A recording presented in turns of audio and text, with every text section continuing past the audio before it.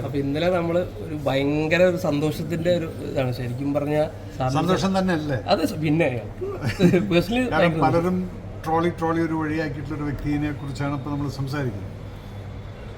എല്ലാവർക്കുള്ള സന്തോഷത്തിനേക്കാൾ കൂടുതൽ നമ്മളൊക്കെ കൂടെ വർക്ക് ചെയ്തിട്ടുള്ള എൻ്റെ പോലുള്ള എനിക്കുള്ളൊരു സന്തോഷം എന്ന് പറഞ്ഞു കഴിഞ്ഞാൽ ഞാനെപ്പോഴും സുരേഷിനെ കാണുന്നത് ഒരു കോ ആക്ടറെന്നോ അല്ലെങ്കിൽ ഒരു ആർട്ടിസ്റ്റ് എന്നുള്ള രീതിയിലുള്ള ഞാനൊരു സുരേഷിൻ്റെ കയ്യിൽ കണ്ടിട്ടുള്ളൊരു ക്വാളിറ്റി എന്ന് പറയുന്നത് മനുഷ്യത്വപരമായിട്ടുള്ള മനുഷ്യരെ കണ്ടു കഴിഞ്ഞാലും അതും സങ്കടങ്ങൾ കണ്ടു കഴിഞ്ഞാൽ സ്വന്തം കണ്ണ് നിറയുന്ന ഒരു വ്യക്തിയായിട്ട് ഈ സ്വഭാവം എനിക്കുണ്ട്.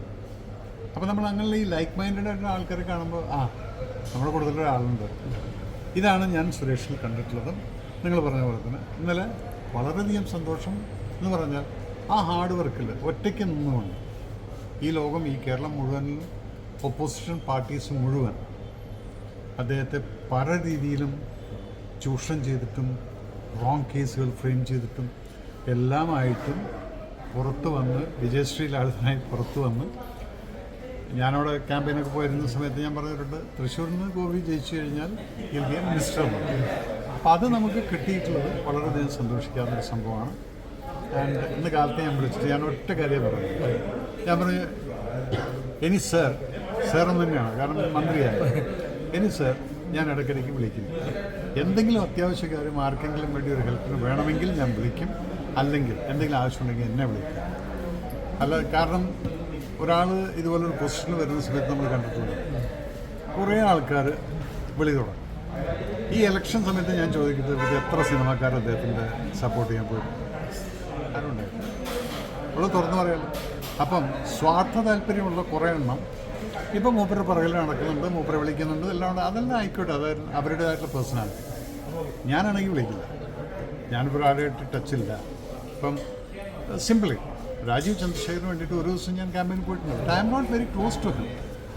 അന്യ അദ്ദേഹം ജയിച്ചു കഴിഞ്ഞാലും ശരി, I will just sending a message congratulation.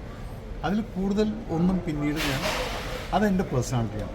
അപ്പോൾ സുരേഷ് ഗോപിയെക്കുറിച്ച് സംഭവം പറഞ്ഞു കഴിഞ്ഞാൽ I really love him as A human being.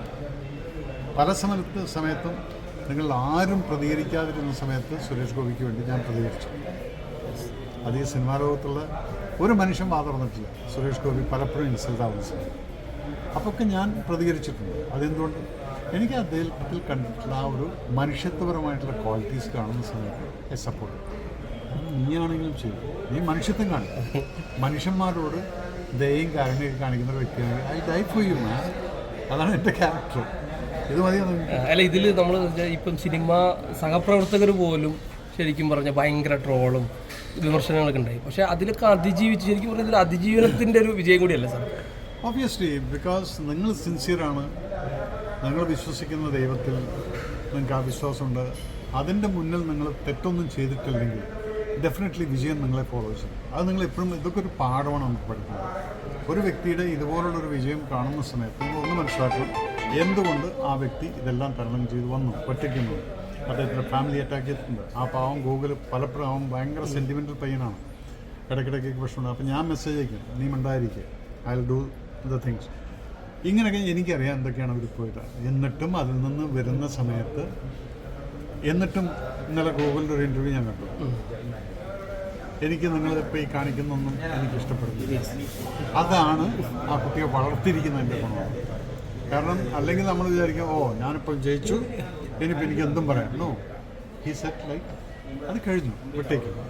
അതാണ് ഞാൻ ഇന്നലെ ഫേസ്ബുക്ക് ലൈവിൽ കയറിയിട്ട് ആ കുട്ടീനെ സപ്പോർട്ട് ചെയ്തുകൊണ്ട് ഞാനൊരു ലൈവ് കൊടുത്തിട്ടുണ്ടായിരുന്നു. ഇനി നിങ്ങൾ വിട്ടേക്കും. ഒരാളിപ്പം നമ്മൾ ചൂഷണം ചെയ്യാം, മറ്റേ അറ്റാക്ക് എന്ത് പറഞ്ഞു കഴിഞ്ഞാൽ അത് വേണ്ട.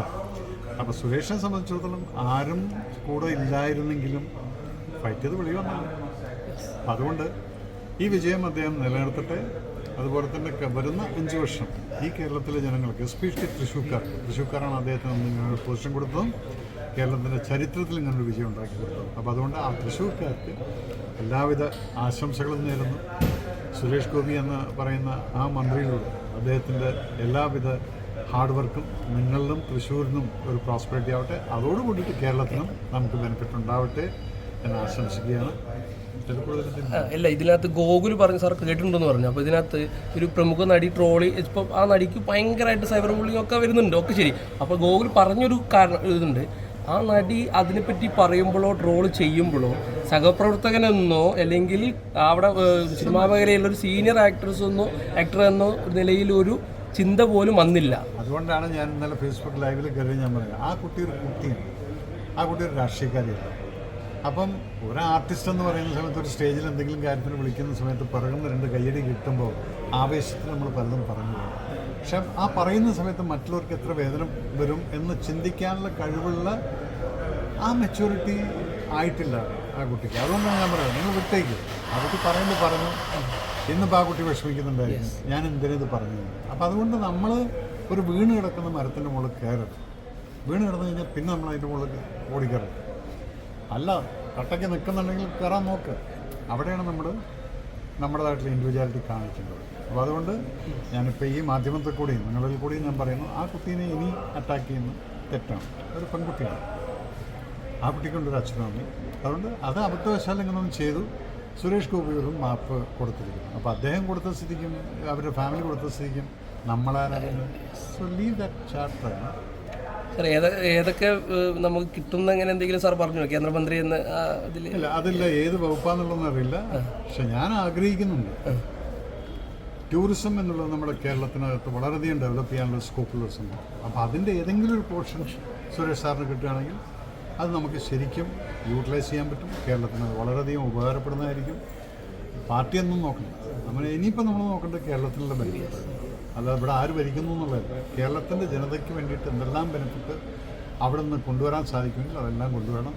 അപ്പോൾ അതെല്ലാം അദ്ദേഹത്തിന് കഴിയുമെന്ന് വിശ്വസിക്കുന്നു. നമുക്ക് കൂടെ നിൽക്കാം. Okay, thank you. Thank you. Thank you. Jai.